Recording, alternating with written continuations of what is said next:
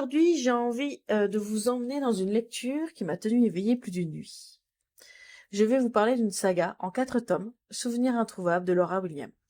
C'est une fresque psychologique, une plongée dans l'intime, mais aussi un vrai thriller, où chaque révélation fait trembler les certitudes qu'on avait jusqu'alors. Alors, installez-vous, parce que cette chronique sera un peu différente. On va parler d'intrigue, bien sûr, mais aussi de personnages, d'écriture, d'émotions, et surtout de ce qu'un tel récit nous renvoie à nous, lecteurs. Dès le début, ce qui frappe, c'est la structure narrative. L'auteur ne nous prend pas par la main en nous donnant un seul point de vue. Non, elle choisit la polyphonie. 4 tomes, 4 narrateurs. Donc oui, vous avez bien entendu, un tome égale un point de vue égale une personne.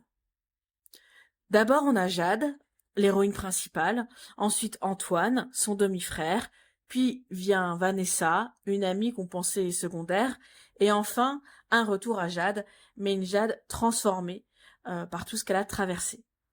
Alors pourquoi est-ce fort? Parce que chaque tome fonctionne comme une pièce d'un pulse. Quand on lit Jade, on croit savoir. Puis on passe à Antoine. Et soudain, ce qu'on pensait acquis se fissure.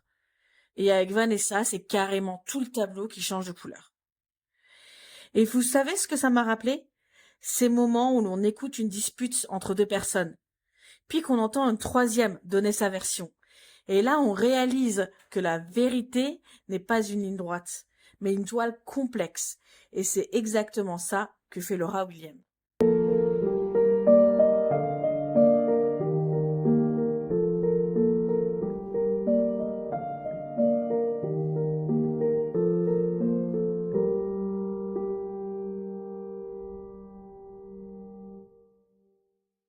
Souvenirs introuvables de Laura William est une saga en 4 tomes qui plonge le lecteur dans un thriller psychologique haletant.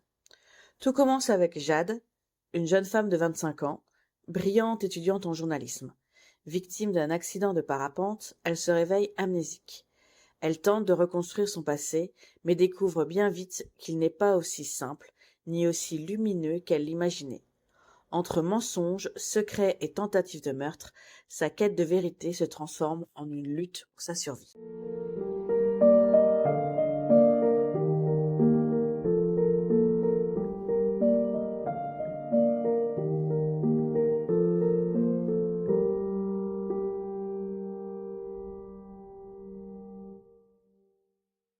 Revenons au point de départ. Jade. Elle a 25 ans, pleine de vie, un avenir devant elle. Et puis l'accident de parapente. Quand elle se réveille, tout est flou. Ses souvenirs ont disparu. Et c'est là que commence le cauchemar. Elle ne sait plus qui elle est. Et franchement, je pose la question. Que feriez-vous si du jour au lendemain, vous perdiez toute votre mémoire? Qui êtes-vous sans vos souvenirs? Jade doit reconstruire son identité. Mais elle tombe de désillusion en désillusion. Ses proches, pas si bienveillants. Son passé, pas aussi net qu'elle l'espérait. Ses certitudes, volatilisées. Et c'est ça qui est fascinant. Parce que Jade, ce n'est pas une héroïne de roman policier. C'est une femme qui souffre, qui doute, qui s'accroche, maladroitement. Et j'ai eu envie de la serrer dans mes bras, mais aussi de lui crier dessus parfois. Réveille-toi, ne fais confiance à personne. Et vous savez quoi? Quand un auteur réussit à nous impliquer à ce point, c'est que la magie a opéré. Puis arrive le 2e tome. Et là, changement radical. C'est Antoine qui prend la parole. Antoine, c'est le demi-frère de Jade. Et disons-le franchement, on ne sait jamais sur quel pied danser avec lui. À certains moments, il semble être le protecteur dont elle a désespérément besoin. À d'autres, il y a quelque chose de glaçant, presque inquiétant. Et c'est là qu'on touche à un des grands thèmes de la saga, l'ambiguïté morale. Qui est coupable? Qui est la victime? Peut-on être les deux à la fois? Antoine, c'est ce personnage qui brouille toutes les lignes.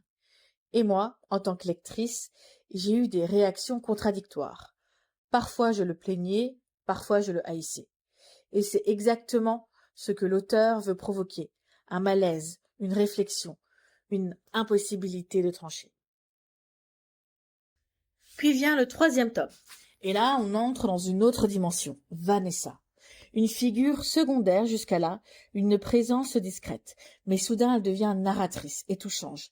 Ce tome-là, je l'ai lu lentement. Pourquoi? parce qu'il est bouleversant, parce qu'il met en lumière les blessures les plus profondes, les failles invisibles que chacun porte en lui. Vanessa, c'est le genre de personnage qui vous fait mal, mais un mal nécessaire.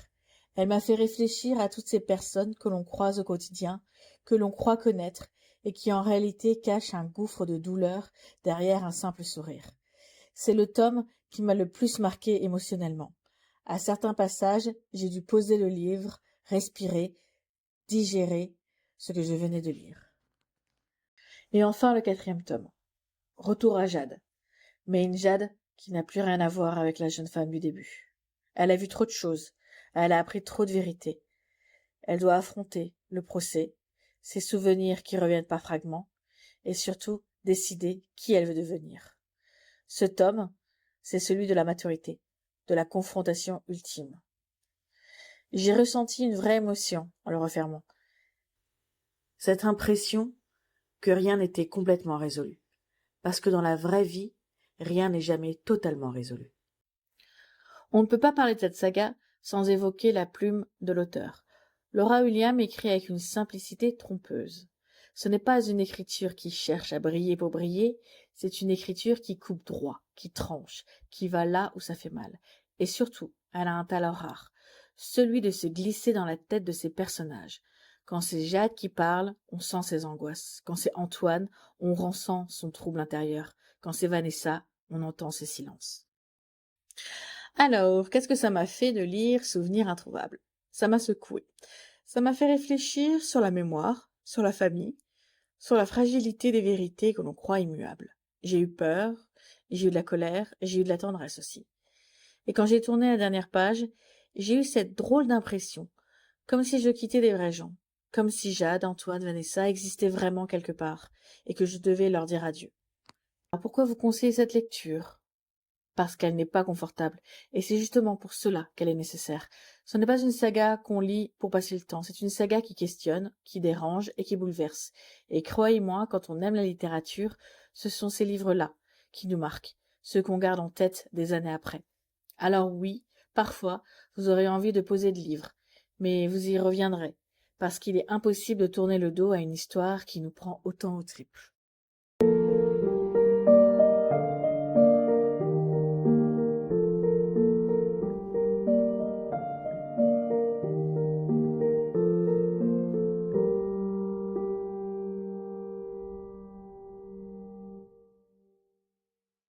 Souvenirs introuvables, ce n'est pas seulement l'histoire d'une jeune femme amnésique. C'est l'histoire d'êtres humains, imparfaits, d'une quête de vérité, d'une mémoire à reconstruire, d'une famille déchirée, d'amitié brisée. C'est un récit sur ce que nous choisissons de croire et sur ce que nous préférions oublier. Et si vous cherchez une lecture qui vous hanque, qui vous interroge et qui vous donne l'impression de marcher sur un fil tendu entre la lumière et l'ombre, alors cette saga est faite pour vous. Merci de m'avoir écouté jusqu'ici. Si vous avez aimé, n'hésitez pas à liker et à commenter la vidéo.